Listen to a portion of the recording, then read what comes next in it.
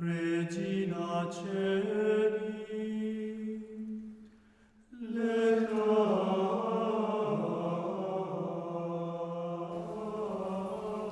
Yesterday we saw through Mary, our most blessed mother, we start our transformation into Jesus by reading about him, particularly in the Gospels.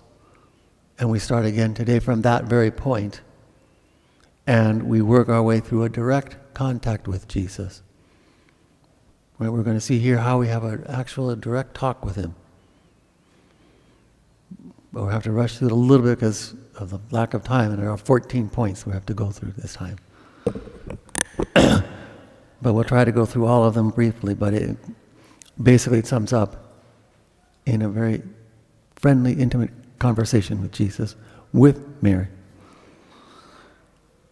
My child, there is another way of coming to think the thoughts of Jesus, a very rapid, sure, and efficacious way. It consists in putting yourself in direct contact with him. First, second actually. Contemplate Jesus, preferably in the Gospels. As we saw already in our reading, that's where we should start. That's the preferred. Because that's where we see Jesus in action. And in his words, what he's taught. All right? So there's where he tells us what he wants us to do. Listen to his word. Observe his action. Okay. But do not stop at the exterior. Penetrate into his soul and discover behind his words and actions what he really thought and felt and willed. So now direct ourselves very closely, very slowly, very carefully at Jesus and what he's thinking, what he does, what he teaches, what he says, to understand what his thoughts are.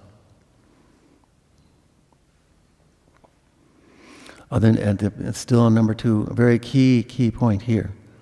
See above all how with him each word and action proceeds from love. Jesus is more than a teacher uttering words of wisdom. He is the God of love. You have not understood his teaching. You have not yet understood his teaching. You have not discovered its source, the infinite love of his heart. Next step, number 3, Our Lady tells us to turn for a moment from Jesus and turn to ourselves. The contemplation of yourself, she says. Find out how far you are from thinking, feeling, willing, as he does. What we must do, what are the obstacles we have to overcome or avoid? What the means are, what we must take, sacrifices we must impose upon ourselves. We have to offer, all right, in order to bring about this transformation into him. We have to look at that carefully. Now what can we do to bring ourselves closer to him, to transform ourselves more into him? Speak to him now that's while contemplating Jesus, comparing our conduct with his, speak to him. Speak to him as if you saw him. Is he not in you? Does he not hear your voice? As truly he formerly heard St. Peter, St. Mary Magdalene's, and St. John's? Does he not love you as he loved his disciples? You especially, whom he has given to me to be like John, my child of predilection. Okay, so he loves us in a very particular way because we are children of Mary. She is mother. Speak to him now directly, without any set formula of prayer, just formula of prayer. In simplicity, what you're thinking, what you are feeling, what you desire, what your problems might be, your difficulties might be. He wants to hear you as a friend. Come to him now. That's what she's saying. Go to him now. Tell him. Just as you would talk to each other, or we would talk to each other, we should talk to him. In very simple, familiar conversation with him.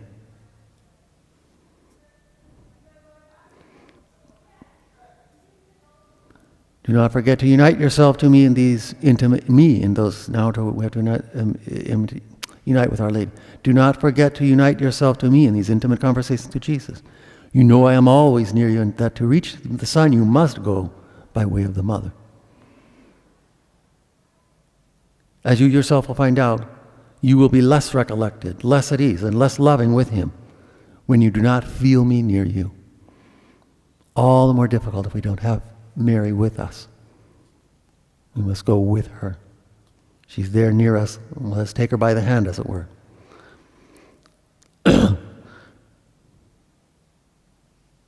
I spent my life pondering over the things I saw and heard about my Son. Recall the words of St. Luke twice. Mary kept all of these things and pondered them in her heart, went over them, over and over again.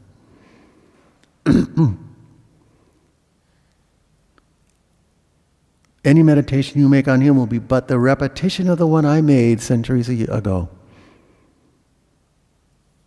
Come close to me and I will make you understand and feel what I understand and felt when I explored the deep mysteries of Jesus. So we go to her and we're basically repeating exactly the meditation she herself made. She's taking us right to him. Do not seek to multiply your thoughts and reasonings, but believe, love, and pray. And here in this section, I'm trying to go over this, gloss over a little bit, but we're going to talk. All right? You don't need other proofs. She's saying just believe. Jesus said so. We read it in the scriptures, the Gospels, what he says. Jesus said so. That's all we need. Jesus is God. He is truth. And he told us that. He's unchanging. He said it. It's true. We don't believe it. We believe it. And that's all that matters. And that's what she's saying here. All right? Jesus said it. Believe it. Men will pass away, but the truth of the Lord will remain forever. Doesn't change. Believe it. That's all that matters. And we're just doing the same thing Our Lady did. She believed. And that's all that counted. Your feelings will incline you to side with men, or at least to remain indifferent to the teachings of Jesus. Unfortunately, that's our nature, our disorderly nature, as it were, fallen nature due to sin.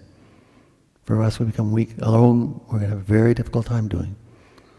So the question is not one of, what does it matter, she says. Well, the question is not one of feeling, but of believing. Jesus said so, you must believe him. And then she goes further, unite yourself to me and you will believe with a purer and firmer faith. And no one had a stronger faith, more perfect faith than Mary. Multiply your acts of faith. Multiply them, not as an effort at auto-suggestion, but in order to make divine truth penetrate into the depths of your soul. A sincere seeking of the truth. Right? And acts of faith, and acts of faith continually.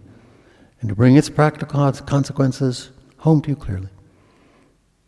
And the more we reflect on it, this truth that is our Lord, the more clearly it will become. Love the truth. Here's number 7. Love the truth, because Jesus loved it. Love it because it was only out of love of him that he taught it to men. I'm sorry, that was only out of love that he taught it to men. Okay. So above all, love Jesus, to learn to love him more and more. According as you love him more, you will imitate all the dispositions of his soul more perfectly, even while explicitly trying to do so. Love. Just love more and more. That's what we are seeking above all. Come unite to me and I will unite your love, my love, to yours. Imagine how powerful that is. Her own love.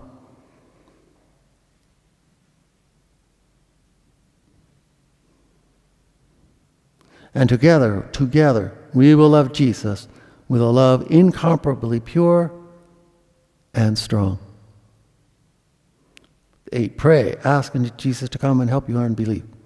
Ask him to make his thoughts, his thoughts, feelings, and wishes your own. Ask me, or Mary, our mother, to reveal Jesus to you and to make you live his life. 9, among the dispositions of Christ, preferably study the one you lack most, or the one for which you experience a special attraction, or the one with which a recent disturbing event proves you need it once.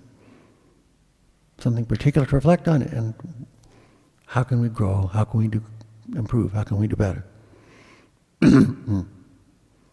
Instead of seeking inspiration for your prayer in the Gospels, You may have recourse to some other religious book or known formula of prayer or sacred hymn, but in an endeavor to connect everything with Jesus, to believe, to love, and to practice everything for the sake of Jesus.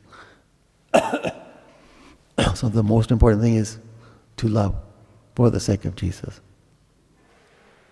To believe and to love. Prepare your conversation with Jesus by foreseeing what you need to intend to say to him.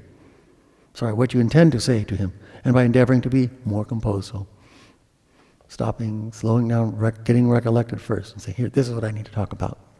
Preparing first. Always begin by asking me to lead you to my Son. Put yourself in my presence, and then together we shall put ourselves in his. Can't do better than going with his mother. End your conversation by taking a practical resolution in the way I shall teach you later. So we're going to have to stay tuned and keep following here. We'll find out later. It's not tonight. What our lead is going to teach us as to taking that practical resolution.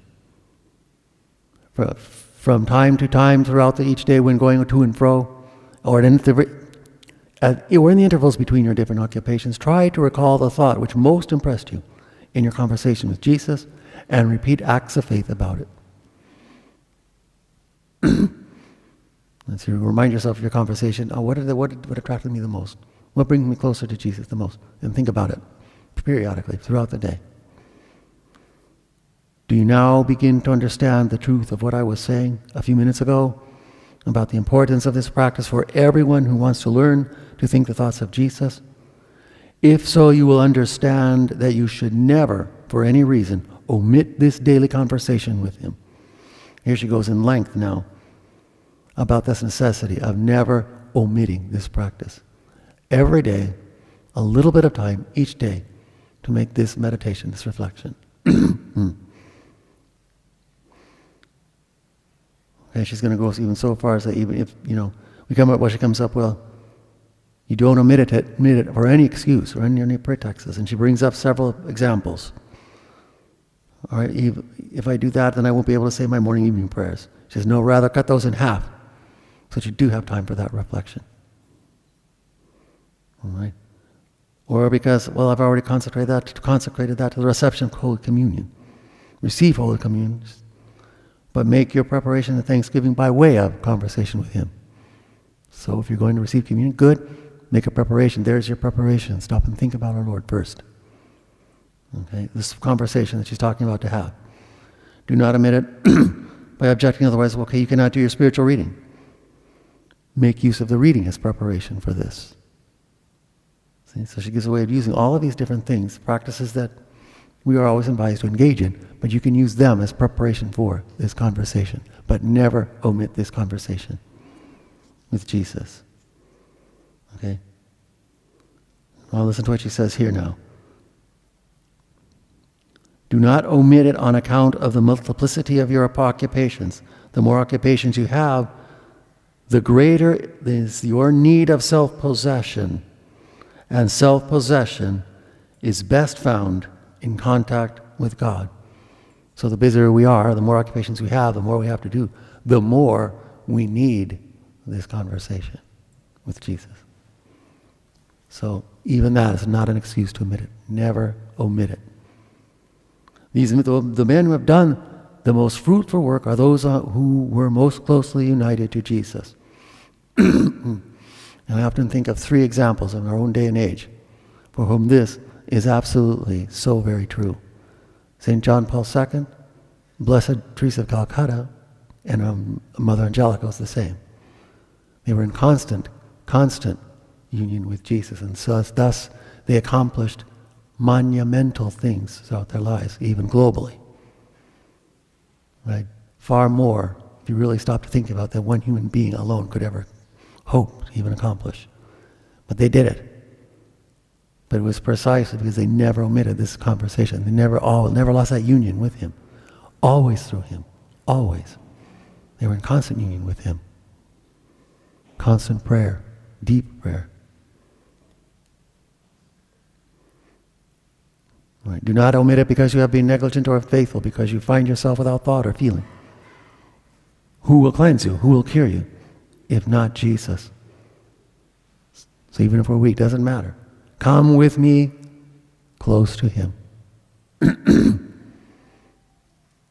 Have you understood me, my child? Either you will apply yourself resolutely and perseveringly to the practice I have just taught you, and then it will be easy for me to transform you into Jesus, or like so many others, you will not have the courage to do so, and then you will remain mediocre. And I will not be able to use you for the task I have reserved for you. Make the choice. Now listen to now we should say, here's what our response is to be, the response of the faithful soul. And we must make it sincerely.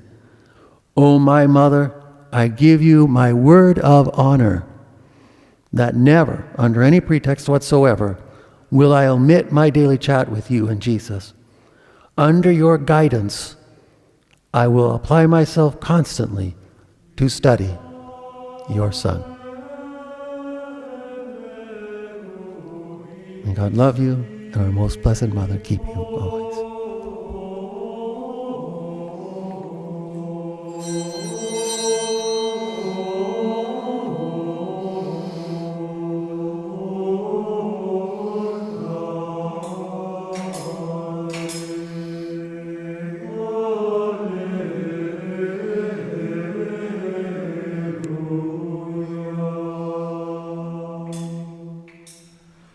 Restaurant